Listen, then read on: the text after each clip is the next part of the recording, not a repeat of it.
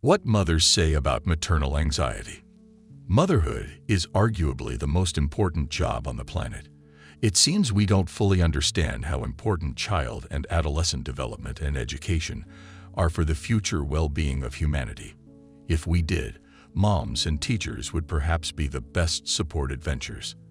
And that's not to mention support for mental health in general, increasingly recognized as an unmet need and a looming public health emergency. Therefore, understanding maternal anxiety is critically important for improving individual support as well as for identifying and addressing systemic factors which may contribute to maternal distress, anxiety, and depression. Interviewing moms. To this end, researchers Prikhidko and colleagues conducted qualitative research on maternal anxiety, published in the Maternal and Child Health Journal. 2022. Anxiety is high during the perinatal period, and women in general experience high rates of anxiety. Recent work shows that anxiety disorders affect as many as 27% of mothers, and furthermore, that children of mothers with anxiety disorders are themselves significantly more likely to suffer from anxiety, with the strongest effect in mothers with generalized anxiety or social phobia.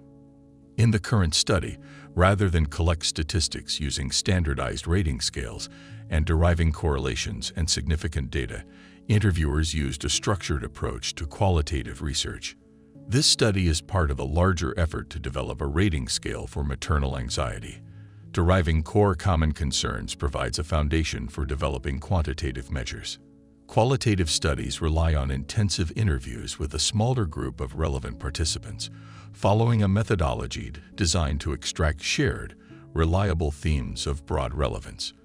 In this work, MA was explored in 17 mothers from diverse cultural backgrounds, using semi-structured interviews lasting 30 to 60 minutes. Cognitive interviews were conducted to look not just at themes but the underlying thought processes, including being instructed to imagine an anxiety-provoking situation, for example a school shooting, and think out loud. 4 factors surrounding maternal anxiety. The themes from each individual interview were pooled and coded, reviewed until saturation was reached, when no new themes emerged, and organized into 4 overarching factors described related to maternal anxiety. 1. Maternal insecurities and social comparison.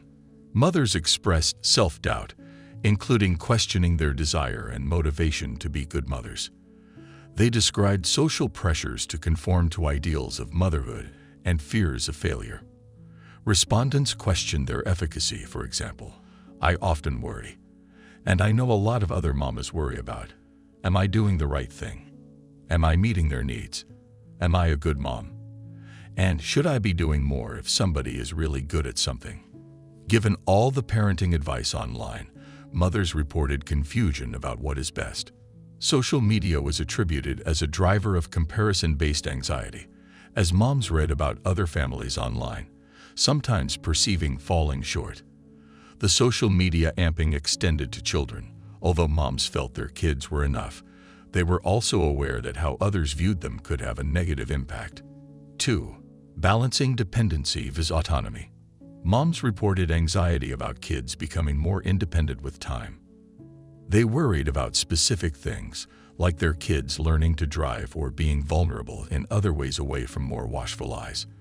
Many hazards face children as they enter adolescence, including accidents, assaults, substances, and alcohol, along with an array of other factors impossible to control as autonomy increases and children become independent.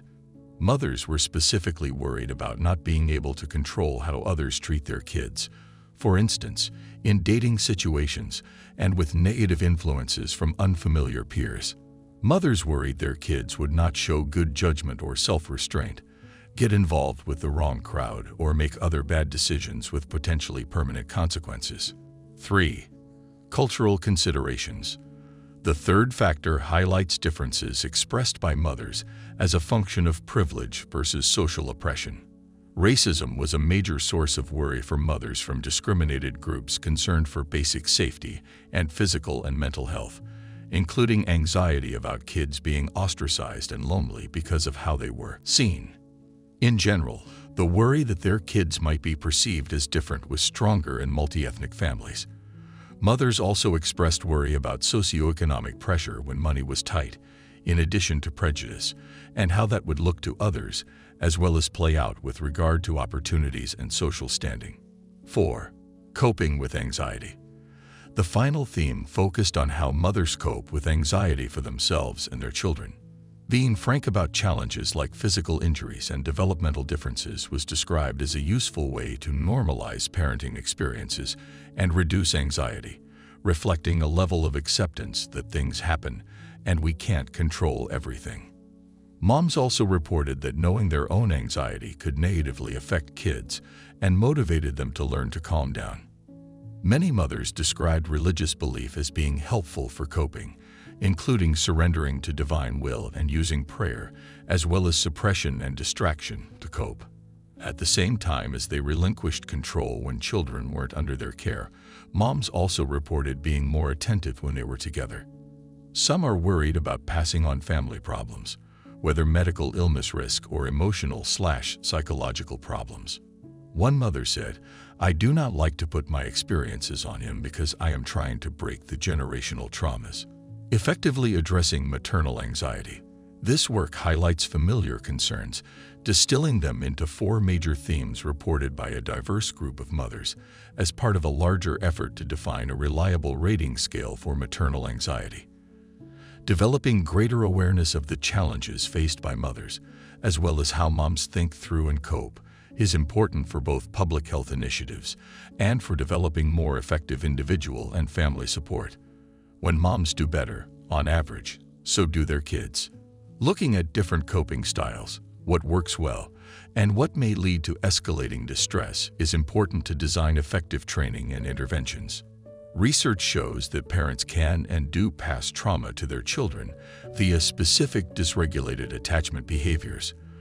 For example, characterized by unchecked hostility and despair when feeling helpless. Learning self-regulation and doing the deeper work as required can break the intergenerational transmission cycle. Parents learn to provide validation, constructive self-talk to raise self-awareness, effective calming skills, and related coping approaches geared to build resilience based on growth and problem-solving mindsets. Research suggests that authoritative parenting works best versus authoritarian, permissive indulgent, and permissive neglectful parenting styles associated with a greater risk for kids' future problems, including a greater likelihood of becoming emotionally abusive adult relationships. Identifying the day-to-day anatomy of anxiety on an individual basis sets the stage for targeted help. Thank you for watching, and until the next video. Remember, change your thinking, and you change your life.